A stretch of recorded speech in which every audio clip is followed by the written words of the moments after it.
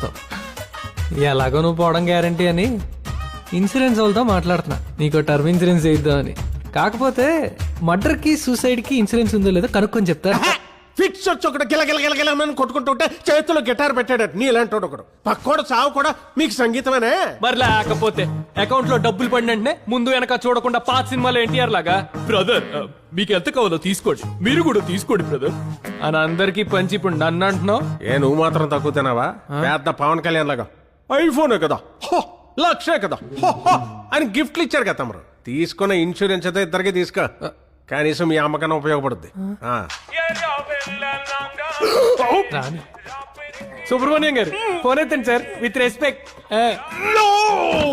వద్దురా, ఫోన్ ఎత్తితే డబ్బులు పడ్డాయా లేదా అని చెప్పాల్సి వస్తుంది.